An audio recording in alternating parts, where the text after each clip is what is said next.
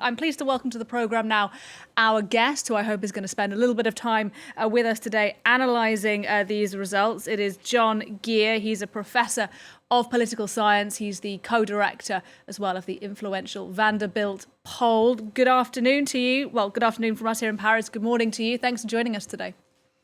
Oh, happy to be here. I want to ask you first of all about, the scale of this win by Donald Trump. He's made gains not just in those swing states we've been talking about for weeks, but also in places that are really Democratic strongholds, places like Maine, New York. He's done well among Latino voters, among black voters. How do you explain today the breadth of the Donald Trump victory? Yeah, it's a sweep. I mean, by any kind of standard, and it's a surprise. I mean, very few people anticipated this kind of an outcome. Certainly, Trump's victory was something people thought was quite possible, but the extent of it is really surprising.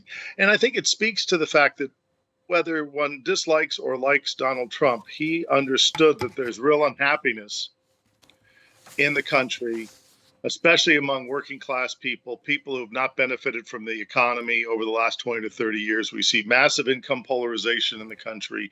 The rich and the well-off have done quite well. The people in the rural areas especially have not done very well. And he's tapped into that, and he's got them to the polls. And that's to his credit. And I don't think people, I think people overinterpret the results because they'll say, well, it's a vote for Donald Trump. That may or may not be true. All we know is that they voted for Trump over Harris in so many states and in so many different communities, but we don't know exactly the reasons for that. Is it because they're endorsing his policies, or is it because they simply want change? They want something fixed. We'll have to see how it plays out over the coming weeks and months and, frankly, years. But this is a major victory for the former president, the comeback story in politics of the century, without a doubt. And look, one of the things that makes this win by Trump historic today is that he is the first convicted criminal to become a US president. He's been impeached twice. He's been found guilty on over 30 offenses. Yet the Americans have said to us, look, we have confidence in him still. Why do you think his criminal record doesn't concern more people? In normal politics, prior to Trump, it would have been, his career would have been over. And that just hasn't happened to him. And I don't know, I don't have a very good explanation for it. I mean, it's just stunning to think about it. If some of the things he said during the course of the campaign, Harris had said anything like that, it would have been probably for her game over. But yet he seems to have this kind of Teflon quality that's unmatched in recent times. And I think it speaks to the fact that people don't care how flawed he is, which by all kinds of conventional measures he is, but what they do care about is that he's going to disrupt the system that they're unhappy with. The right track, wrong track numbers were heavily in favor of the challenger. He's obviously a unique challenger, having been a former president, but people think the country's on the wrong track and they wanted to get it back on the right track. And they didn't think Harris would be the change agent, and they think that Trump is.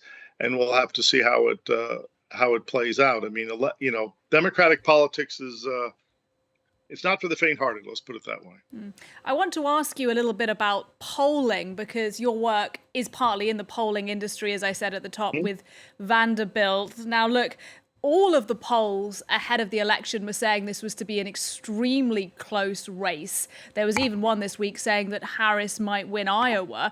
Why do you think the polls failed to grasp the scale of support that is clearly out there for Donald Trump? Well, I'm not convinced that the polls did all that poorly. I mean, they picked, it is we're still a highly divided country.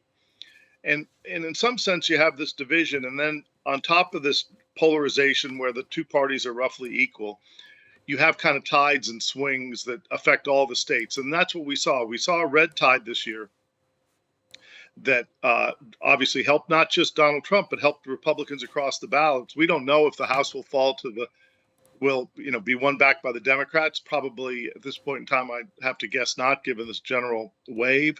But the point being that this is a tide that speaks to a general unhappiness in the country. And people will attribute it to Donald Trump. He gets the credit because he's the leader of the Republican Party. But I think it really just speaks to across the board unhappiness with the conditions that people find themselves in. And that has led to this kind of win. But I would not want to generalize to say that the Republicans are now the dominant party. That doesn't square with the data. The Democrats have to do some soul searching, as your previous guest indicated, and we'll see what comes out. I mean, in 2 years from now, the Democrats may be doing better again. We are a closely divided country, and this election suggests that, but with a wave that led the Republicans to do very, very well, and to their credit. Geer, thank you very much indeed for